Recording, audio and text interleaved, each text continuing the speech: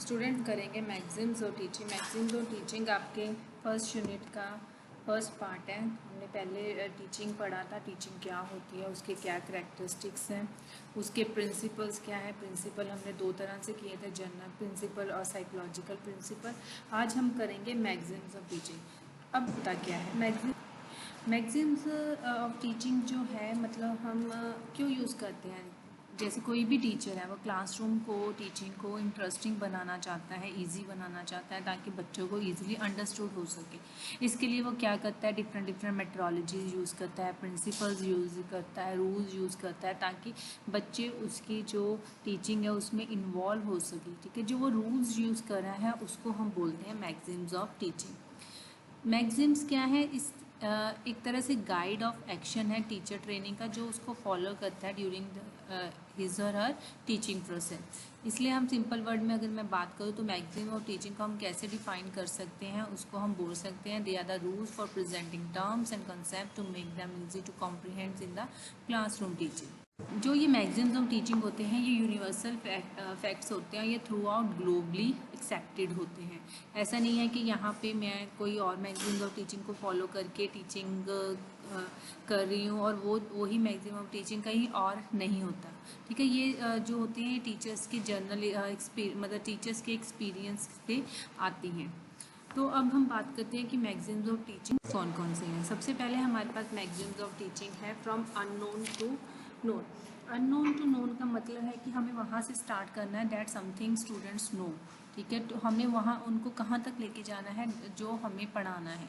ठीक है, इससे क्या होगा, जब आप नोन टू अननोन का कंसेप्ट यूज़ करोगे तो उससे क्या होगा कि बच्चों को लगेगा कि वो इंटरेस्टिंग वेज के साथ एक तो पढ़ेंगे और साथ में उनको लगेगा कि हाँ यहाँ तक तो मैंने पढ़ा है, उससे आगे मैं पढ़ने वाला हूँ। तो वो इंटरेस्टिंग वे और अच्छे मतलब आप कह सकते हो मोटिवेटिव और कॉन्फिडेंस के साथ वो आपकी टीचिंग में इन्वॉल्व होंगे। जैसे अगर टीचर ने प्रॉफिट एंड लॉस का कंसेप्ट बताना है तो वो क्या करेगा, बच्चों को फर्स्ट बाइंग एंड सेलिंग से स्टार्ट करेगा, क्योंकि buying and selling they are known, ये वाला कंसेप्ट बच्चों को पता है। ठीक है, और प्रॉफिट एंड लॉस का वो कंसेप्ट बच्चे को नहीं पता, तो वहाँ तक वो टीचर उसको लेके जाएगा। अगला हमारे पास मैगजीन्स है फ्रॉम सिंपल टू कॉम्प्लेक्स। ठीक है, सिंपल चीज़ों को पहले पढ़ाना और फिर डिफ़िकल्ट की लेके जाना, ये मतलब बहुत ही अच्छा कंसेप्ट है। इसे बच्चे इजीली अंडरस्टूड कर लेते हैं टीचिंग को। इससे क्या होगा कि जब हम टीचर सिंपल फैक्ट्स को इजीली प्रेजेंट करेगा और देन डिफ़िकल्ट फैक्ट्स को करेगा तो बच्चे इजीली मतलब लर्निंग कर पाएंगे।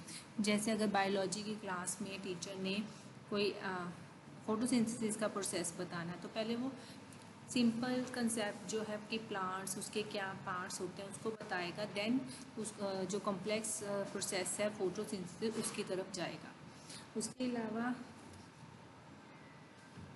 जैसे मैथ्स की क्लास में अगर हमें कंपाउंड इंटरेस्ट बताना है तो सबसे पहले हमें सिंपल इंटरेस्ट बच्चों को बताना ज़रूरी है, क्योंकि कंपाउंड इंटरेस्ट क्या है, कॉम्प्लेक्स मैथ प्रोसेस है, और सिंपल इंटरेस्ट सिंपल। इसके बाद है हमारे पास next magazine from concrete to abstract. Abstract facts होते हैं वो डिफ़िकल्टी के साथ बच्चों को समझ आते हैं rather than concrete object. Concrete object में क्या होंगे कि जो बच्चा देख सकता है और हैंडल कर सकता है। ठीक है, अगर कॉम्प्लेक्स चीज़ों को प्रेजेंट करना है तो हमें उनको थ्रू कंक्रीट मीडियम अगर बताएंगे बच्चों को तो वो ईजिली अंडरस्टूड कर पाएंगे।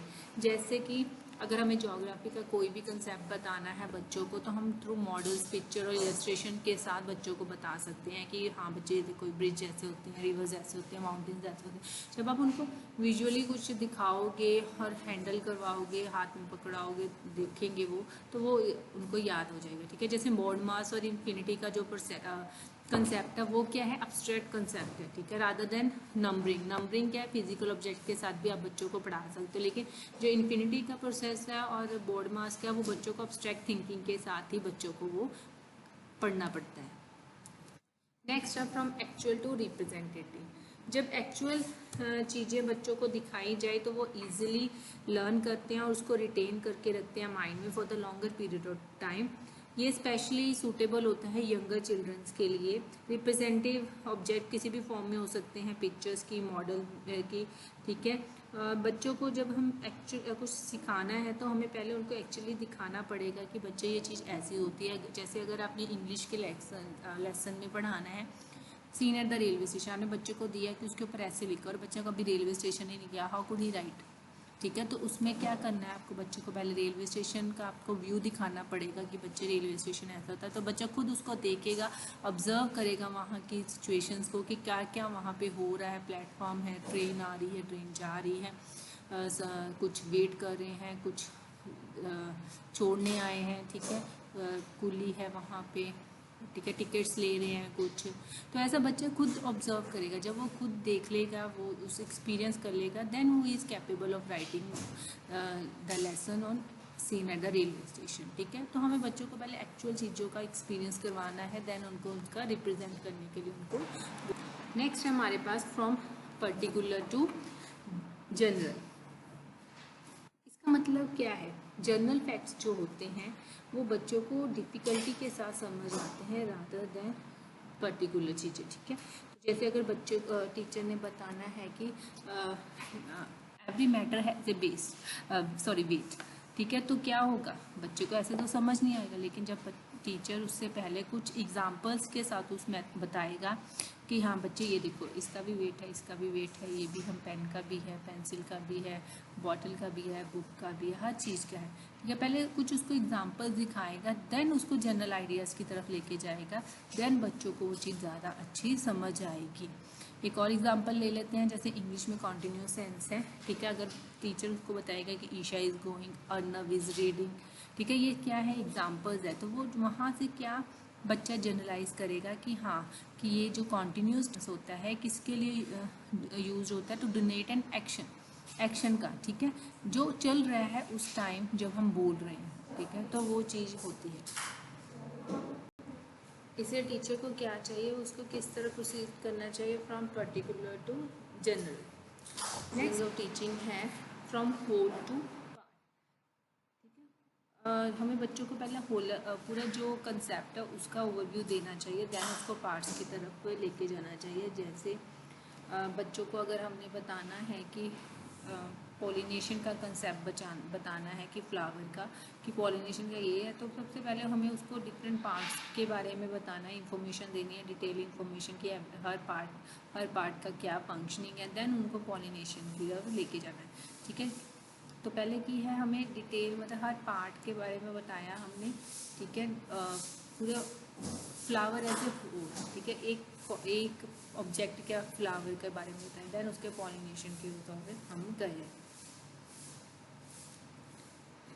नेक्स्ट है proceed from the analysis to synthesis. Analysis का मतलब होता है breaking problem into convenient part, जबकि सिंथेसिस का मीनिंग होता है grouping of these separate part into one complete whole, ठीक है। तो हम कोई भी कॉम्प्लेक्स प्रॉब्लम है उसको सिंपल एंड ईजी कर सकते हैं बाय डिवाइडिंग इनटू यूनिट्स।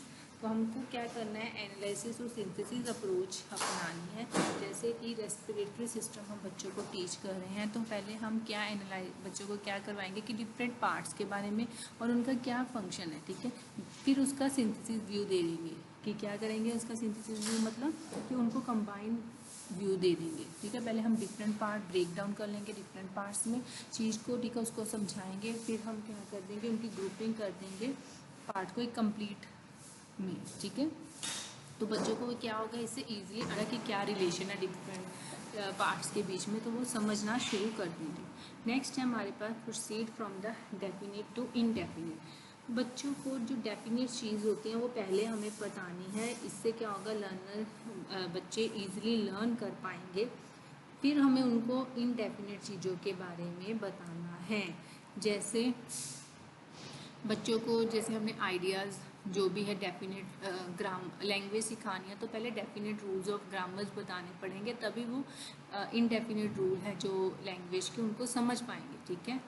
उसके बाद है proceed from the inductive to deduction approach, मतलब बच्चों को पहले हमें इंडक्टिव मेथड के साथ पढ़ाना है, देन डिडक्टिव। इंडक्टिव मेथड होता है जब आप एग्जांपल्स प्रेजेंट करते हैं बच्चों के पास, डिफरेंट एग्जांपल्स जब होती हैं तो वहाँ से वो खुद कोरिलेट करते हैं कि हाँ ये आइडिया है इसे। जैसे मैंने बच्चों को डिफरेंट शेप्स ऑफ ट्राइंगल दे दी, ठीक है, और हर बच्चे को बोला कि इसके तीनों एंगल्स, हर शेप के ट्राइंगल के तीनों एंगल्स को प्लस करके बताओ कि कितना सम आया।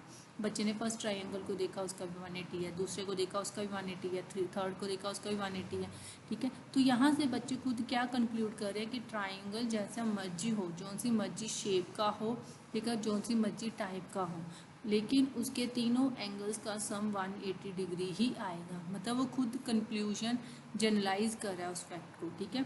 तो टीचर को क्या चाहिए कि उसको इंडक्टिव टू डिडक्टिव अप्रोच अपनानी चाहिए। जब बच्चा समझ जाएगा इंडक्टिव अप्रोच को, देन डिडक्टिव अप्रोच की तरफ जाना चाहिए। नेक्स्ट है हमारे पास to see from the near to far.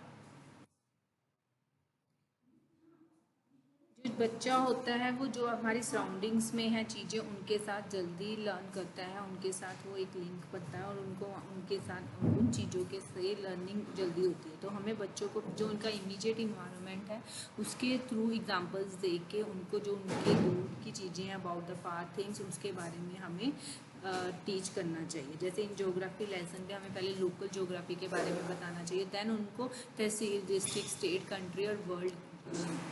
Last है हमारे पास फ्रॉम एम्पेरिकल टू रैशनल, ठीक है। एम्पेरिकल नॉलेज होती है जो हमारी ऑब्जर्वेशन के ऊपर बेस्ड होती है। हम फर्स्ट देखते हैं और देन एक्सपीरियंस करते हैं, और जब हम कुछ चीज़ देख रहे हैं और एक्सपीरियंस कर रहे हैं तो हमें रीजनिंग की ज़रूरत नहीं होती, ठीक है। तो जबकि जो रैशनल नॉलेज होती है वो आर्गूमेंट और एक्सप्लेनेशन के बेस्ड होती है। तो बच्चों को हमें एम्पेरिकल टू रैशनल अप्रोच अपना के पढ़ाना चाहिए। तो ये थे आपके कुछ मैगजीन्स ऑफ टीचिंग। तो ये आपका मतलब हमें क्वेश्चन ये जो एग्ज़ाम्स में आते हैं कई बार हमें विद एग्जांपल्स आता है कि आपको मैगजीन्स और टीचिंग विद एग्जांपल एक्सप्लेन करो। तो आपको अगर एग्जांपल्स के साथ पूछा गया तो हर मैगजीन की एग्जांपल साथ में अलग से देनी है। Thank you.